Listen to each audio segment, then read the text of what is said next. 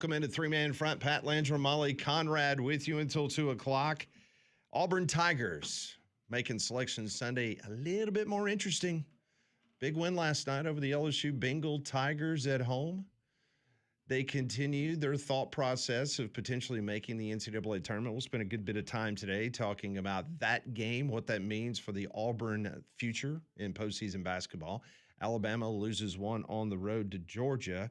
Alabama's still got a lot in front of them. If they win against Auburn on Saturday, they get that double bye, so that's very important. But we start with the one, Landrum, down on the plains of Auburn. We've been talking about it, how they needed to beat Ole Miss. That didn't happen. So really put themselves in a bad situation last night against LSU. But they came out and did what they needed to do. Yeah, you would call it a get-right game for Stephen Pearl and the Auburn Tigers and not knowing what to expect, just given the dismal stretch that they've had at the close of the season. But I thought Auburn last night, Pettiford doing what Pettiford did. I think Stephen Pearl said as much, one of his best games. Then you got the contributions from Overton. It seemed like everybody was dialed in last night. Granted, you're doing it against the worst in the league, but to do it at home, I guess that's good. Still doesn't give me any more confidence than I had prior to the start of the game and going into Coleman Coliseum. But good for those guys, especially the guys that this is, I guess most of them, the last time they're going to play inside of Neville Arena. Yeah, and watching the first half and the one area, I think we all agree that Auburn's offense has not been the issue. The issue has been defensive, especially around the perimeter. They held LSU to 34 points in the first half. That's the fewest Auburn has allowed since the Florida game. Interesting. Yeah. See how that kind of works out? Yeah, and you saw that they were able to create turnovers off of steals. They were getting after it. There wasn't too many lapses. I know you had the alley-oop that got behind the defense for LSU. I think that was in the first half. But Auburn with a nice close to the first half after LSU had it close and a nice 12-5 run to close the half, and then that continued to the second half. So that was good, at least now. Temporarily stops the bleeding, gives a little more conversation when it comes to bubble talk. Yeah, for me, watching the game, once that they got to halftime and they had held LSU to only 34 points, because you go back to the Alabama-LSU game just a couple weeks ago at the Maravich Center, and you could tell that LSU, the way that they were doing and the way that they were shooting the ball, that they had a couple of potential runs in them. I never thought that LSU had a type of run against Auburn, just the way Auburn's defense was playing against LSU, and they put the clamps down in the second half. Yeah, and going back to defense, and Auburn has not had an issue scoring for most of the season, but when playing those, I would call it an inferior team like a Mississippi State, you still have the Josh Hubbards. Everybody has a guy that can fill it up, or a couple of guys in the NIL era. You're going to get those guys. Problem is when you're going up against a good team who scores a lot of points, you better be on it that night if you're not playing defense, and then it's going to turn into a track meet. So for Auburn, you got to just keep on winning and hope that the chips fall where they may. But I don't know how much this really improves I know what the percentages say, but I saw what everybody else around that bubble did last night. Yeah, so Auburn plays 4 players in double figures. Pettiford had the 27 points. The sophomore is averaging 20 points, almost 5 assists, 3 rebounds over his last 8 games. So Pettiford has raised his playing the last couple weeks for Auburn. Auburn shot almost 55% from the field. Another interesting stat, we just talked about the defense. Auburn is now 9-1 when they shoot above 50% from the field this year. 9-1. So 54% last night against LSU. That means you're going to win a game. They hit 10 3-pointers. Big for Auburn. Kevin Overton, he added 21 points. Keyshawn Hall had 17 points. So here we are. Auburn 16-14, 7-10 in the best conference, statistically speaking, in all of college basketball, the SEC. And so then you have to wonder, okay, where does this mean? Where does that stand for Auburn? Well, Joe Lunardi, late last night, with his update, keep in mind yesterday, Auburn was the first team out, according to Joe Lunardi. As of late last night, Auburn is now the second team out of the NCAA tournament. So Indiana, who was in the tournament yesterday, is now the first team out. And Auburn, even with the win against LSU, actually fell back one spot, according to Joe Lunardi. Our guy, Rocco Miller, is going to be on the show at 12 noon today. He has not had Auburn in the tournament for about the last week or so. And I was looking at something he posted yesterday, and Auburn was like the 8th team below not making the NCAA tournament. So Rocco does not have a lot of faith in Auburn's ability to get on the potential, maybe even the 11 seed line where they play the play-in game, but we'll ask him at noon. Well, the number one question I got for Rocco is Auburn goes to Coleman Coliseum and they win. Are they in? Now, you might not be able to tell because of some of those other pieces, the Indianas and the whoever's. The pesky VCUs of the world. The pesky VCUs of the world that are there around that line. But that's a question. And if he says yes, I could see it happening, then that will be compelling basketball on Saturday. Yeah, it will, because, I mean, when you finish 8-10, because that's what the record would be in the Southeastern Conference, and because of the analytics, the SEC is the best conference in college basketball. With that being said, I would think in a win in Tuscaloosa, getting your 8th win in conference, I think that bodes well, Conrad, for Auburn's potential making the tournament without even doing anything in Nashville. No, if they win on Saturday, they're going to be in the tournament. And we've talked about, I mean, Rocco's brought it up many times, right? It's, can you stay at 15 wins or less? And if they win on Saturday, losses. Losses. Thank you. That would put them in that boat, because even if you lose the first game in the tournament in Nashville, you're going to be at that 15th loss. So, yeah, if they win on Saturday, and again, you'll be able to bang the drum. We beat Arkansas, we beat Florida, we beat Alabama, we beat Kentucky. Like, you beat the top dogs in the conference. And if I'm not mistaken, wasn't Texas last year? Weren't they 8-10? Yeah. In SEC play, and they got in. So you may be in that first 4 round of 68 game that you don't want to be in, but better than not being in at all. And remember when we had the assistant chair, Martin Newton, he's going to be the chair next year, the NCAA selection committee. We asked him that question, asked him about kind of that old adage of conference play and what that looks like. And he went into the new analytics, the new rankings with the quad system and everything else, and said, no, just because a team finishes sub 500, that's no longer a telltale of if they're going to get in or not. It was interesting because, and we'll talk about the Alabama loss in just a moment, but since we are talking about Joe Lunardi, Alabama did not move at all by losing at Georgia last night. We lost on the road to an NCAA tournament. Yeah. Team, So, and the other teams ahead of you lost. Yeah, no movement there. Matter of fact, everybody on that line from Kansas, Texas Tech, Virginia did win, but 3 of the 4 teams that he had on the 4 line lost last night.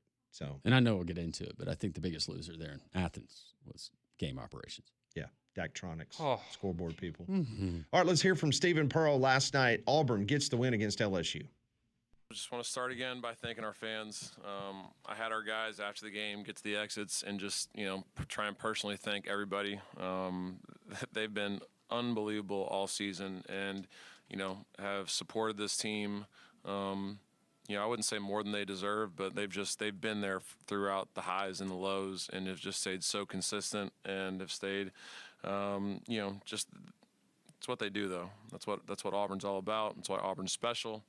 And, our kids are incredibly grateful for that. And, we talked about obviously doing this for the seniors. We talked about doing this, for our fans because, they all deserved it. So just so grateful for our students, the jungle, the leadership of the jungle, and, all of the old people that took an extra nap today for this ridiculous tip-off. So want to thank our fans. They're phenomenal. I can't disagree with what he said in regards to the appreciate him speaking up for us old people. Oh, I was falling asleep in the second half. Yeah, it was tough. I was too. That's a push. Woo. Slapping yourself doing Oh, jumping no, jacks. I was literally sitting there on the couch, like, hitting myself in the face, like, all right, 10 more minutes. Yeah, that was just such a disservice. I mean, having that game played. I mean, it's senior night, and it's 9 o'clock at night. I mean, that's bad. I mean, they announced 9,121, which is another sellout. They keep the streak alive. But if anybody watched the game, the place was half filled. So, I mean, there was a lot of orange, empty seats. But did you see who was there? Yeah, Bruce Pearl was there. And? Oh, Gus Malzahn, Gus and wife. Christy. Yeah, they're hanging out. It's like, man, that's commitment right there. A 9 o'clock tip against LSU. If you spotted the Harsons, that would have been something. I don't think they would have been allowed in the gym. No, don't think so. They could have come in their Suicide Squad Halloween costumes. They're joking. Yeah. So Auburn gets the win against LSU. So we will talk to Rocco Miller coming up a little bit later in the program. his feelings on where things stand with Auburn and a win against Alabama on Saturday. What would that mean? Speaking of Alabama, Alabama was a slight tip-off favorite, about 1.5 over the Georgia Bulldogs. Georgia, a very good basketball team, and that's why that line kept fluctuating back and forth. And last night, the Georgia Bulldogs, unfortunately for Alabama's defense, once again, there is a player that just had one of those nights, and Alabama's defense could not stop him. I'm talking about Cannon Catchings. He had 7 3-pointers. I mean, at halftime, my goodness gracious, he had 20 points. He ended with 32, so Alabama did a little bit better job on him in the second half, but he hit some big 3-pointers down the stretch. He was hitting stupid shots, like the heat check, just let me throw it up and see what happens, and he was hitting them. Yeah, it was 50-43 at halftime, Georgia, and it was interesting because Nate Oates at halftime, he told the Crimson Tide Sports Network, he says, we didn't come ready to play. Too many turnovers early, gave up a bunch of boards. We got to get these guys ready to go in the second half, in a quote. Yeah, they got killed on the second half, second chance points in the boards. They really did. But once again, he's the head coach. It's his responsibility to make sure his team is ready to go. It's the third straight game that he's got a technical foul trying to fire his team up. It's so predictable now. Have them fired up when you come out ready to play. I mean, you're playing a top-notch opponent on the road. Well, it's like I texted you last night. I was like watching the game when you were sitting there, you're going, all right, in the next 5 minutes, you're going to get a tee.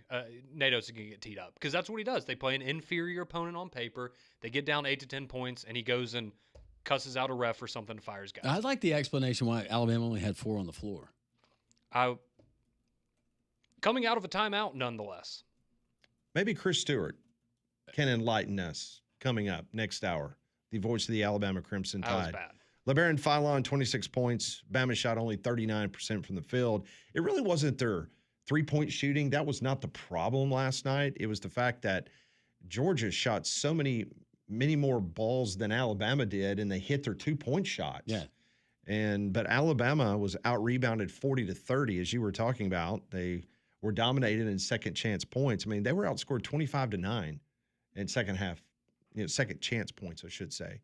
So Alabama now drops to 22-8 overall, 12-5 in the SEC. All is not lost for Conrad in his trip to Nashville because all they got to do is beat Auburn.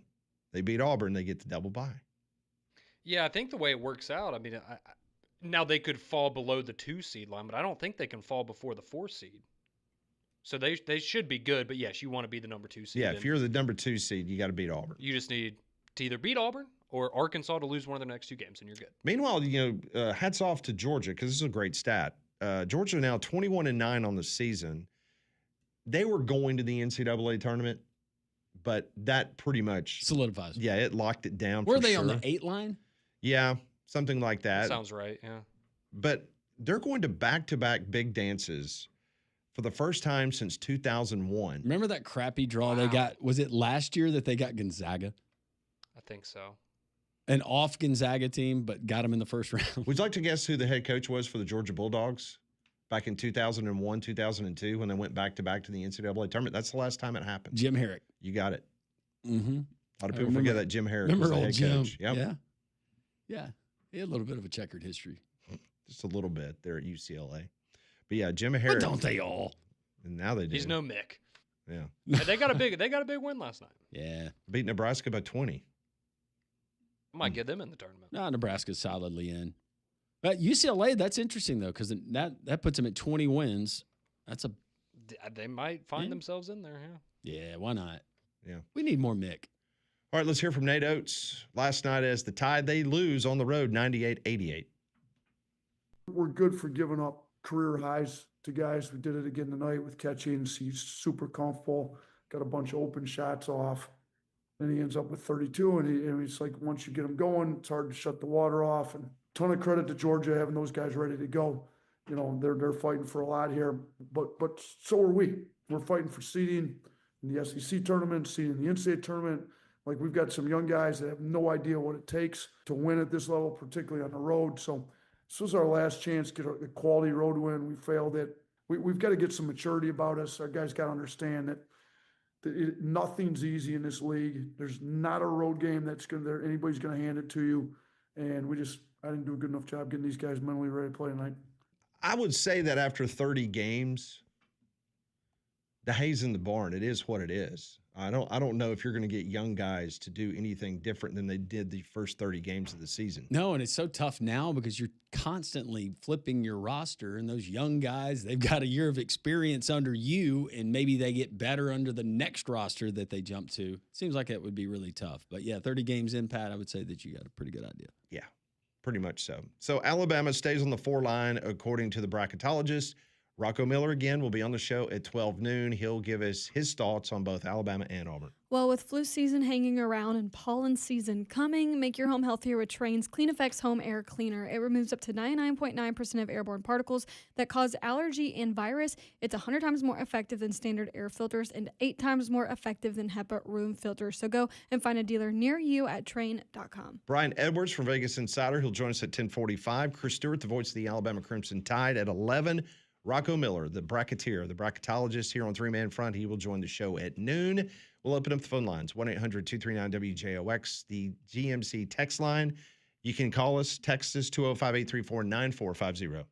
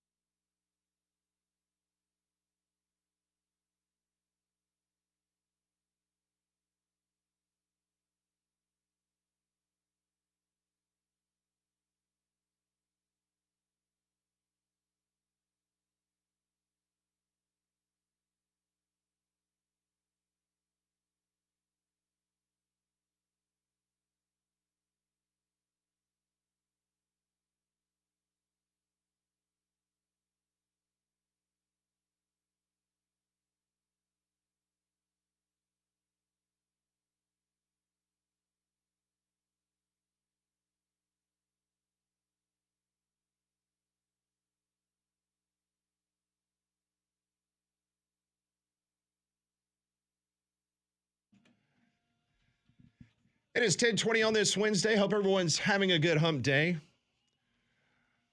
Brian Edwards from Vegas Insider. He'll join the program coming up at 10:45. The UAB Blazers, big road game tonight. Can they go undefeated for the regular season in conference play? That would be an amazing feat. It's never been done before for a UAB basketball team. It could be done tonight, and they need it in a big way because they win tonight.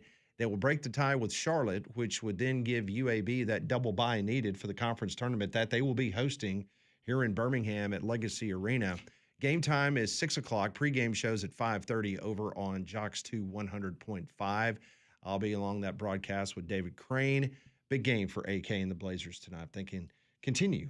The Road Warriors. Yeah, what they have not been able to do at Bartow Arena, but they have been able to take care of business on the road. It's a very good Charlotte team right now. UAB is a 1.5-point favorite, according to Las Vegas. Well, your home's roof is one of its most critical components, providing protection, insulation, and aesthetic appeal. So when it comes to your roofing projects, whether it's repairs, replacements, or installations, it's crucial to entrust the job to a professional. That's why I'm telling you about our friends at Noto Roofing, local guys, brothers Sammy and Matt. They grew up here in Birmingham, in the Birmingham Metro, and they've been taking care of folks not only here in the Metro, Central Alabama, but around the state of Alabama at Noto Roofing. NotoRoofing.com. They're going to have a professional like Chris, who's been in it almost 3 decades. He's going to come to your house. He's going to do the water test on your roof. He's going to walk the house and be very honest and open about what he finds. All inspections are free to Jocks listeners, and they're going to warranty all the work that they do. They'll also work alongside your insurance company if you have a claim, and they'll assist in that claims process. They can also offer financing to help with the payments if you need help with that. The name is simple, Noto, N-O-T-O, NotoRoofing.com. Give them a call, 205-848-2299. When you do, Sammy will answer the phone and tell him Landrum from Jock sent you. So other games in the SEC last night, because it was a jam-packed schedule, only two teams involved tonight. One game, I should say, Texas and Arkansas. That will be coming up tonight at 6 o'clock. But last night, you had Vandy beating Ole Miss. That was a tough game for the Vanderbilt Commodores, but they end up with the win 89-86. The Doors now back on the 5 line ahead of Arkansas. Tennessee, an easy win at South Carolina, 78-59. Florida did not look pretty in the first half. No. At all. It took them a while to get going, but once they got going, it was an easy win, 108-74. Meanwhile, Bucky, huge win last night. That was big for the Aggies. Picked up a crucial home win against Kentucky, 96-85. They are now looking to be a safe bet for the tournament. Kentucky, though, they're still in the tournament. But Kentucky likely is holding on to that 6th seed. And a lot of bracketologists believe that they're not secure on that line, which means, again, tough first-round matchup. So we'll see if Kentucky can hold the water there. But I want to talk about Mizzou. So Mizzou loses at Oklahoma last night, 80-64. A Mizzou win would have made them a lock for the NCAA tournament, okay? The Tigers are still solidly in the field, but now some folks are saying that they're going to be a double-digit seed for the NCAA tournament. But there's a very interesting scenario that is playing out potentially for Mizzou in Nashville.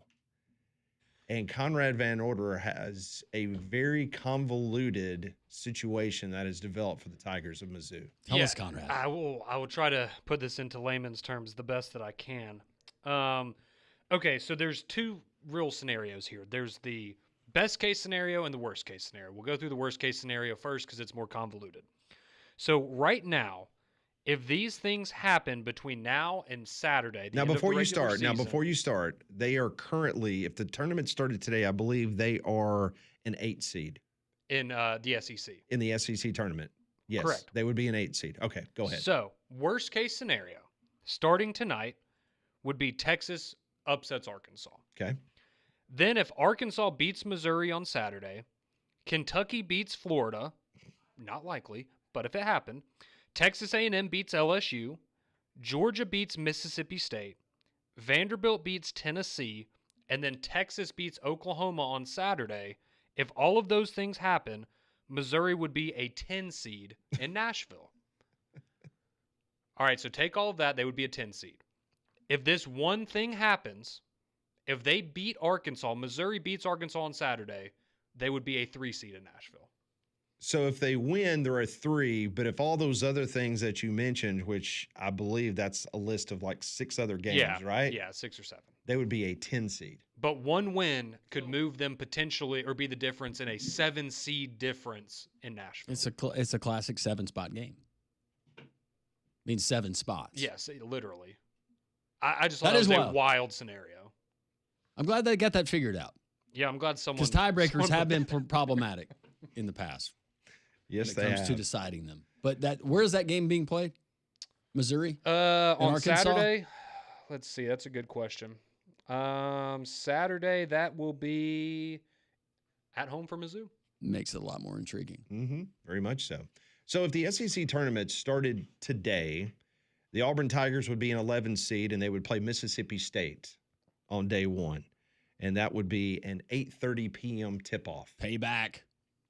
If they win that game, they would play the 6th seed Georgia Bulldogs, 8:30 on Thursday. Payback. And then if you win there, you play Arkansas on Friday at 8:30 p.m. Arkansas would be a 3 seed. Rubber game. Yeah. God, all those late night tips. Which for the SEC tournament, that probably means that it won't tip for about 30 to Correct. 45 So it'll minutes be like after. 9 o'clock. Yeah, 9 or 9:15. Meanwhile, Alabama, where things currently stand, they're a 2 seed. They're on the line, which, how about this first round game? If you're a Nashville bar owner around Bridgestone Arena, you got to be pretty happy about this. As of this moment, Kentucky is playing LSU on Wednesday. Big Blue Nation coming in. I mean, they show up anyway. They're going to be there anyways, but yeah. But, I mean, for a Wednesday. And the way Kentucky's been playing, they'll probably be drinking a lot. Well, I was about to say, and then if they lose, it's great because then they'll sell their tickets for the rest of the week. And if you're an Alabama and Auburn fan, you can go up there for like $10. Yeah, you're right. Because that's what they do every year when they lose early. They sell their tickets and they go home. So Kentucky and LSU would play at 6 o'clock on Wednesday night. The winner of that game would play Texas, and then the winner of that game would play Alabama. Alabama would not play until 6 o'clock on Friday night. That's beautiful. Yeah, if you're a 2 seed. So Bama's potential times, if it holds and they're the 2 seed, it would be 6 o'clock on Friday, 2:30 on Saturday, and noon on Sunday for the potential SEC championship game. And then, of course, Selection Sunday would come later that afternoon. This is the stat that, I'm sorry, I wanted to get to it and we didn't have time when you were going through the Florida-Mississippi State game, but I was looking at the stat lines. You realize Florida put up 82 shots in that game? 82 in regulation. Listen to this. 22 threes, I think they made 8 of them. They were 59% from the free throw line, but 82 shots in regulation and hit 55% of them. Just to give you an idea, Arkansas against Alabama in the overtime game, 117-115, took 87 shots.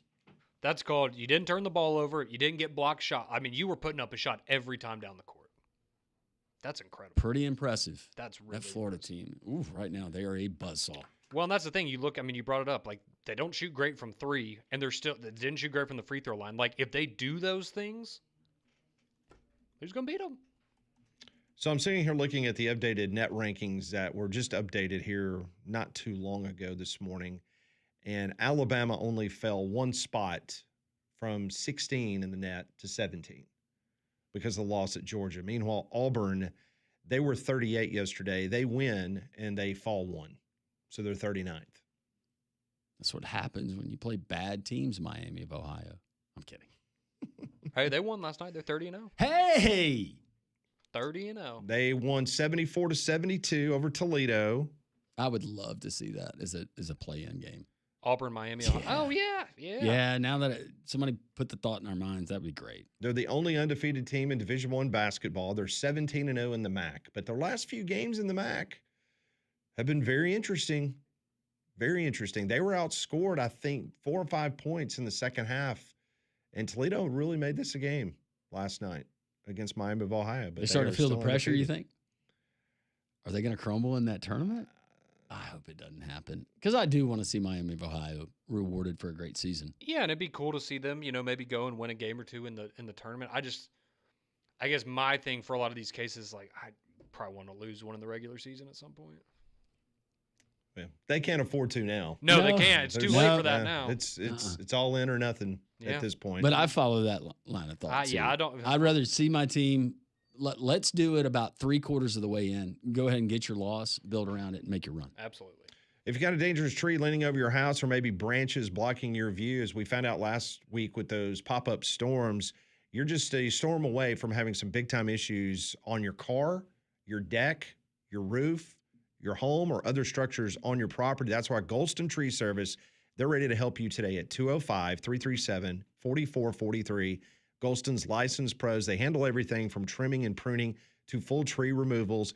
You need their number in your phone. Even with emergency situations that happen overnight or on the weekend, they can help you because they've got that 24-hour emergency tree service. Golston Tree Service, 205-337-4443. When it comes to your trees, don't risk it. Call Golston Tree Service. Speaking of Alabama, voice of the Crimson Tide, Chris Stewart, at the top of the hour. Also, Brian Edwards, our Vegas insider. It's a loaded up Wednesday. So glad you're with us. 3-man front on Jocks.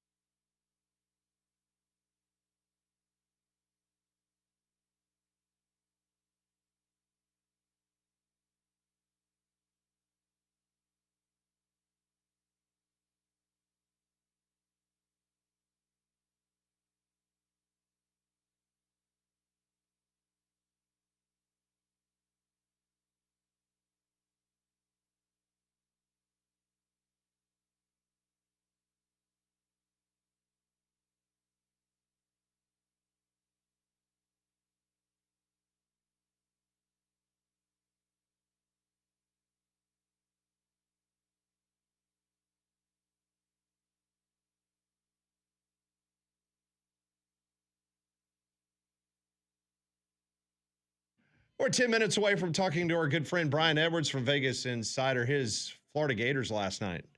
Big win against Mississippi State. They are the SEC regular season crown champions as they try to repeat as the national champions in college basketball. They'll be the number 1 seed coming up next week in Nashville, Tennessee. They will not play until Friday. That's a beautiful thing. What else is a beautiful thing? Well, it's spring weather here in the state of Alabama, and with the warmer weather here, what does that mean? That means outdoor activities with your family, with your friends, maybe a little golf, maybe a little baseball, but that also means pests like termites. Oh, you got to protect your home against the termites, but also the ants, the roaches, and all the other pest that you're going to find this time of year? Well, I got a great solution for you. It's our friends at Stark Exterminators. They've been family owned for over 62 years. So that tells me and you, because you're smart people, that they're doing a lot of things right.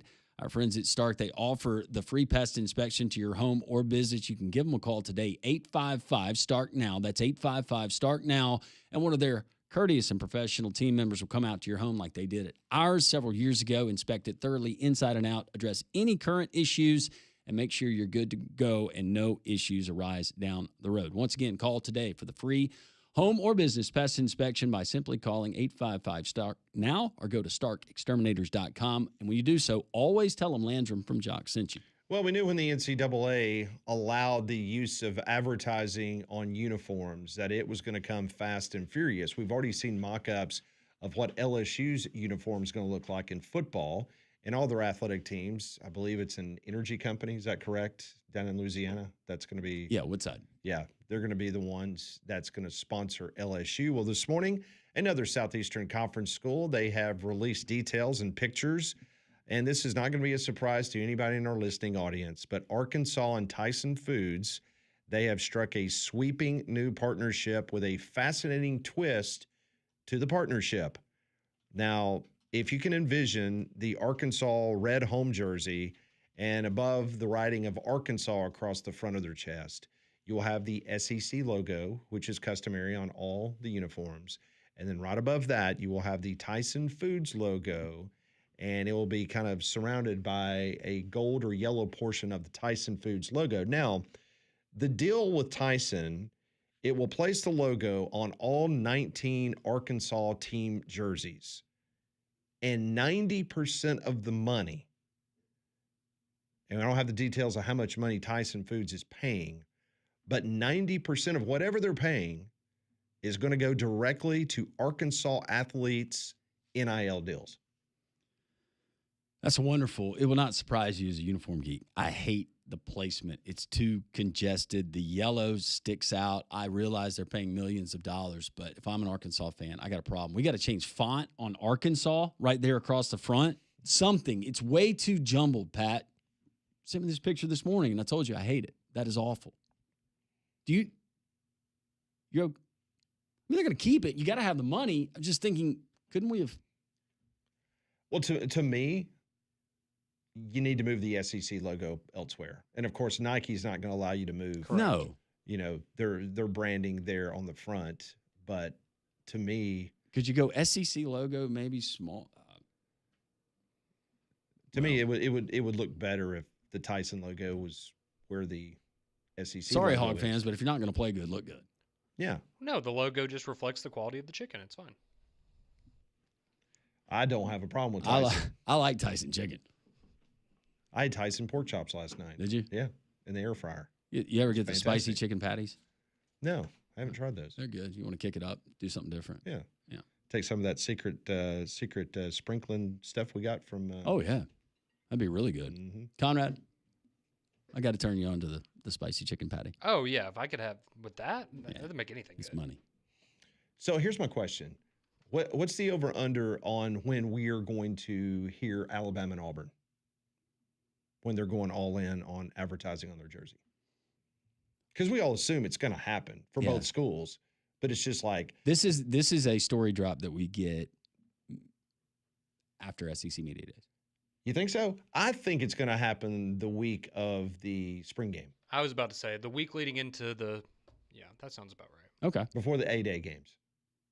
Could very well be. Nobody's told me that. That's just me thinking.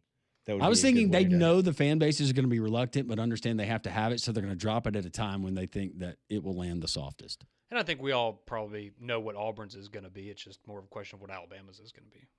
They're trying to decide on the Apple logo, I'm told. I'm kidding. I tell you what, that'd be Pretty cool. if they had Apple, and then we've all speculated that it might be Mercedes-Benz. It's like for any other Alabama. business that's well known. If I give to this youth league, I got to give to this youth league, and I got to give to the youth. It's going to be Rick Silva, right? I would think. I would assume. I mean, you have other people that, I don't know if they've got Jimmy Rain money, but they're very successful people that are Auburn donors. I guess somebody could step up and be like, no, I don't want Yellowfellow's name company on there. Let's go with whatever Tronics, some tech company. Maybe so. Yeah. The most interesting is what's going to happen when, I mean, obviously the schools aren't going to change their stuff, and there might be something written in the CFP policy. I'm not sure. But When they have that patch on there too. well, no, you have a sponsor patch on your be a regular nightmare. on And your a captain patch. no, you have your regular sponsor that you had all year long, but you're going to a bowl game that's a direct competitor to Oh, the yeah. sponsor in your jersey. I got you. Yeah. That's an issue. Those jerseys are gonna. That's why I think there's something in the CFP that you might. Maybe you can't wear the. Yeah, I need to double check that, but I remember reading something. So that it if you're was- playing in the Purdue Farms Bowl and you're Arkansas, that's a problem. that's a problem. I know my frozen chicken. Yeah, apparently. And that's not spelled like the school. There's an E. And what's also interesting is that, there's another chicken company that is the official chicken company of the Southeastern Conference. That's a good point. Oh, yeah. But we did not think that the field logo for Alabama was going to be build submarines. So you never didn't see that one coming. So you never that's fair. know. But hey, given what's going on, thank God we did. Yeah. Mm-hmm. Little torpedo action in the Indian Ocean. I was about to say they were putting in Yes, it work was. earlier. Yeah. I don't All right, know. when we come back on Three Man Front, we'll talk to Brian Edwards, Vegas Insider. He joins us next.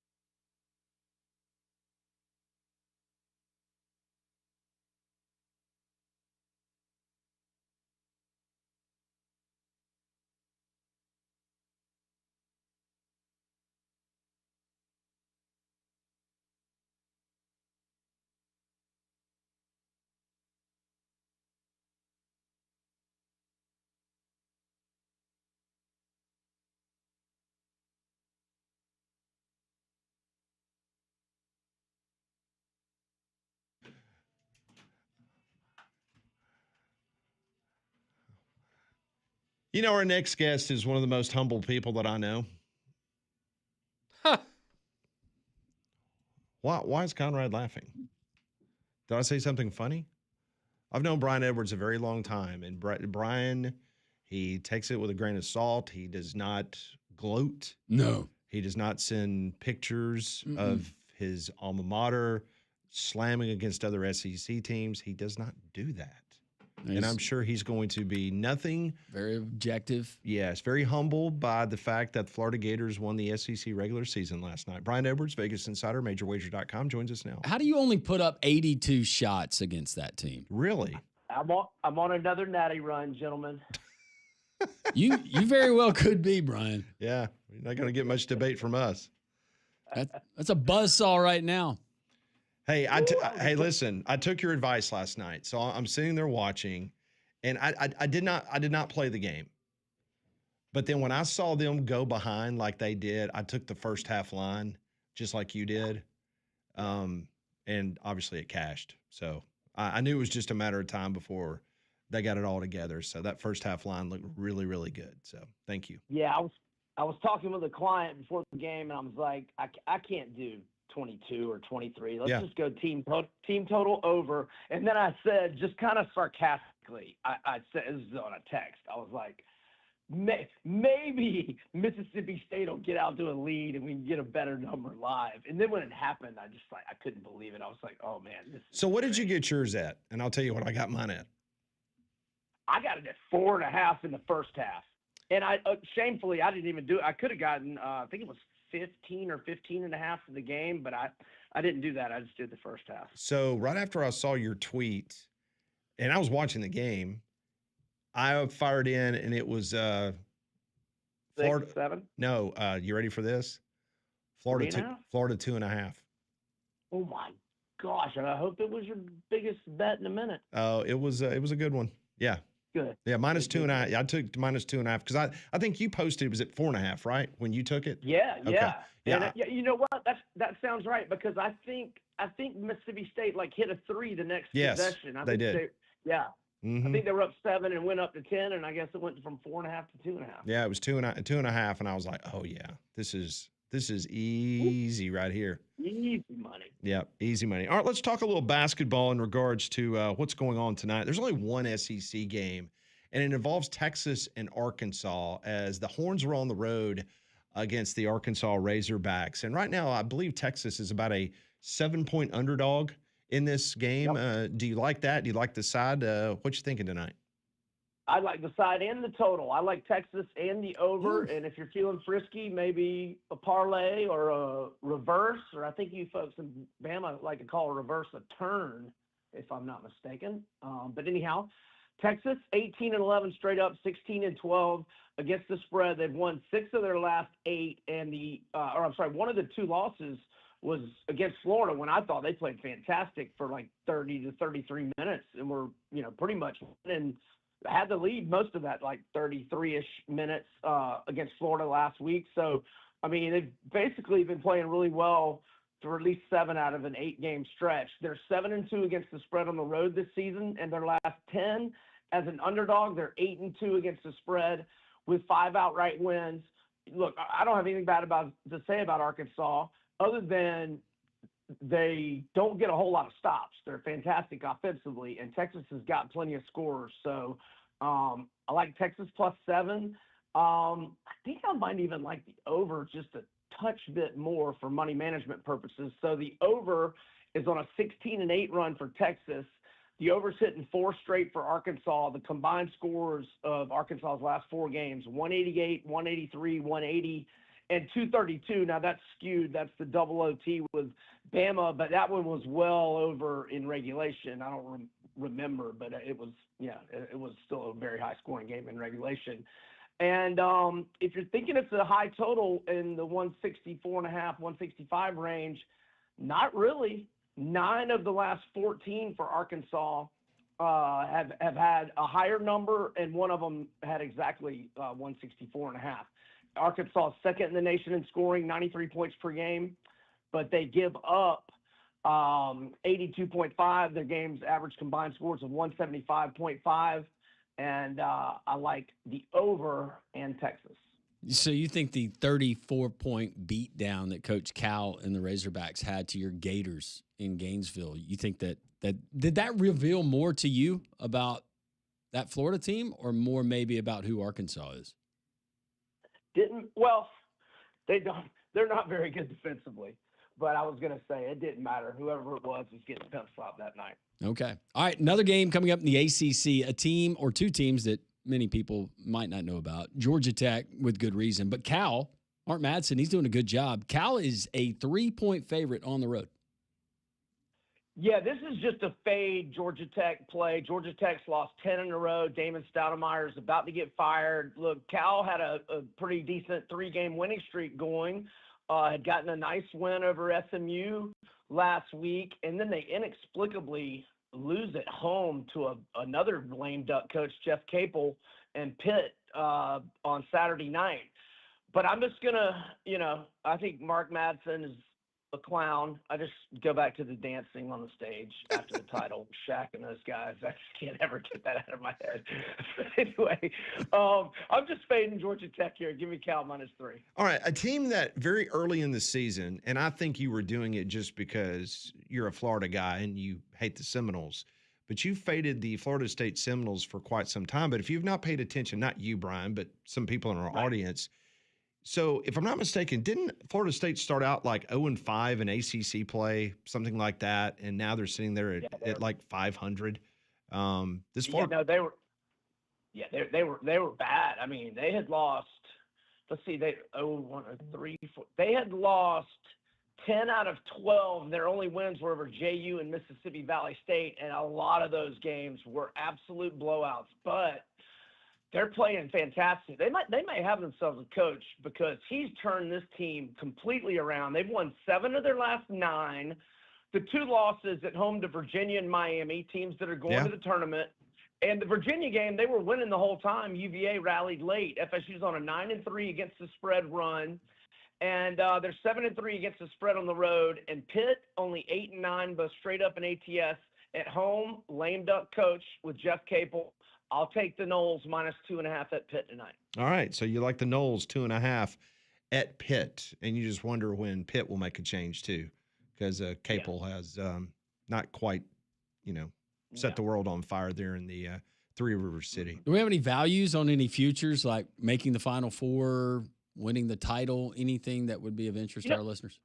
If you want a super duper long shot, I couldn't believe Wisconsin was 125-1. And look, if they get to the Sweet 16 or Elite 8, you can figure out some ways to monetize that ticket. I mean, Wisconsin, they've been a little bit inconsistent, but they've won at Michigan. They've won at Illinois. They beat Michigan State by 21. They just beat Iowa by 13 last week. They have got as many high-profile wins as anybody. So if you like, a super duper long shot, Wisconsin 125-1.